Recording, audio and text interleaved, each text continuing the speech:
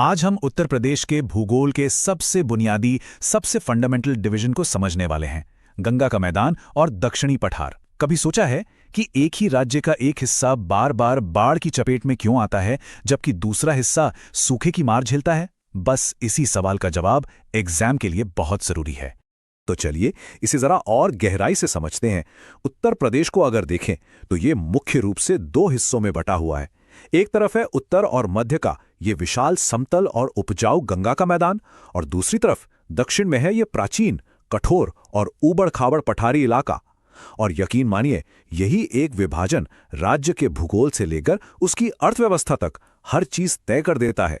इन दोनों क्षेत्रों के बीच का फर्क समझने के लिए हमें इनके बनने की कहानी देखनी होगी, और ये कहानियां एक दूसरे से करोड़ों साल अलग हैं।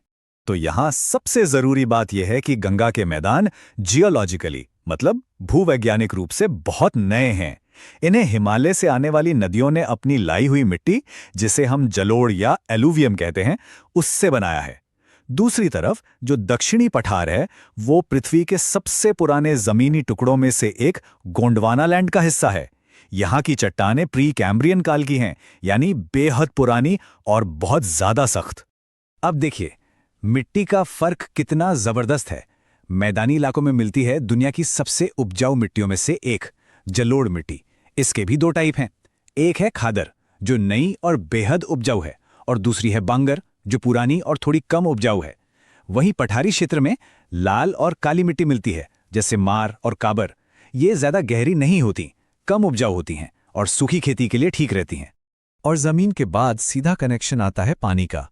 चलिए देखते हैं कि पानी, जो कि एक बेहद जरूरी रिसोर्स है, वो कैसे इन दोनों इलाकों की किस्मत बिल्कुल अलग अलग लिखता है। यहाँ पर एक बहुत बड़ा कॉन्ट्रास्ट है। मैदानों में गंगा और यमुना जैसी हिमालयी नदियां हैं, जो ग्लेशियरों से निकलने के कारण साल भर पानी से लबालब रहती हैं। इसके बिल्कुल उलट पठार की नदियां प्रायद्वीपीय हैं, मतलब वो पूरी तरह से बारिश पर निर्भर हैं। इसीलिए वो अक्सर गर्मियों में सूख जाती हैं। एग्जाम के लिए ये नाम याद रखना बहुत ही जरूरी है। मैदानी इलाकों की मुख्य नदियां कौन सी हैं? गंगा, यमुना, घाघरा और गोमती।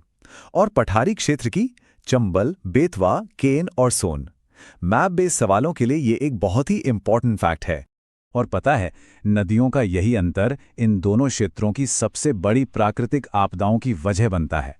मैदानों में साल भर बहने वाली नदियों की वजह से अक्सर विनाशकारी बाढ़ आती है, जबकि पठारी क्षेत्र में पानी की कमी की वजह से बार बार सूखा पड़ता है। ये मेंस के आंसर लिखने के लिए गोल्डन पॉइंट है।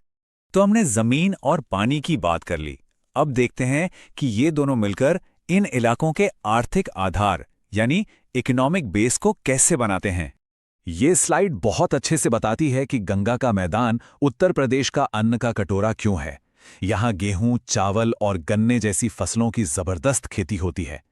दूसरी तरफ दक्षिणी पठार राज्य की खनिज की तिजोरी है। यहाँ खेती तो सीमित है, लेकिन ये चूना पत्थर, कोयला और यूरेनियम जैसे खनिजों से मालामाल है। ये वो फैक्ट्स हैं जो एग्जाम में सीधे सीधे पूछे जाते हैं। याद रखिए, सोनभद्र कोयले के लिए, ललितपुर यूरेनियम के लिए, बांधा हीरे और बॉक्साइट के लिए, और मिर्जापुर चूना पत्थर के लिए फेमस है। ये नाम अक्सर मैच द फॉलोइंग वाले सवालों में आते हैं। और ये एक बहुत ही जरूरी फैक्ट है। उत्तर प्रदेश का लगभग 90% इलाका उपजाऊ गंगा के मैदान का हिस्सा है। इसी से पता चलता है कि राज्य में कृषि का इतना ज्यादा महत्व क्यों है। चलिए अब तक जो भी हमने समझा है उसे एग्जाम के लिहाज से फटाफट रिवाइज कर लेते हैं। सारे जरूरी पॉइंट्स एक साथ। बस इन पॉइंट्स को दिमाग में बिठा लीजिए। मैदान नए, पठार पुराने। मैदान में जलोढ़ मिट्टी, पठार में लाल काली। मैदान में साल भर बहने वाली नदियां, पठार में मौसमी। इसीलिए मैदानों में बाढ़ आती है और पठार में सूखा पड़ता है। इकोनॉमी की बात करें तो मैदानों में कृषि है और पठार में खनिज। और आखिर में मैदान समतल और घनी आबादी वाले हैं, जबकि पठार उबड़-खाबड़ और कम आबादी वाले। बस यही है इस पूरे विश्लेषण का निचोड़। तो अब समय है अपने ज्ञान को परखने का। स्क्रीन पर कुछ सवाल आएंगे, देखते हैं कितना याद रहा। पहला सवाल, सोचिए, अभी अभी हमने इसकी बात की है। ललितपुर किस चीज के लिए जाना जाता है? बिल्कुल सही। सही जवाब है सी, यूरेनियम। ललितपुर का सोनराई क्षेत्र यूरेनियम के भंडारों के लिए मशहूर है, इसे भूलना नहीं है। अगला सवाल मिट्टी पर है। पुरानी और कम उपजाऊ जलोढ़ मिट्टी का क्या नाम है? इसका सही जवाब है बी, बांगर। एक छोटी सी ट्रिक याद रखिए। ब से बांगर और ब से पुराना, खादर नई और ज्यादा उपजाऊ मिट्टी होती है। और ये आखिरी सवाल आपके कॉन्सेप्ट की समझ को टेस्ट करेगा। बुंदेलखंड में सूखे का असली कारण क्या है? सही जवाब है बी। जैसा कि हमने बात की थी, पठार की नदियां पूरी तरह बारिश पर निर्भर हैं और यही सूखे का मूल कारण है। ये हमारी संपूर्ण उत्तर प्रदेश भूगोल श्रृंखला का एक और महत्वपूर्ण हिस्सा था। अपनी तैयारी को चरण दर चरण पूरा करने के लिए प्लेलिस्ट में अगला भाग जरूर देखें। और अगर यूपीएससी, यूपीपीएससी, नाबार्ड या एफसीआई को क्रैक करने को लेकर वाकई गंभीर हैं तो अभी सब्सक्राइब करें और इस पूरी भूगोल प्लेलिस्ट को बिना कोई हिस्सा छोड़े पूरा करें।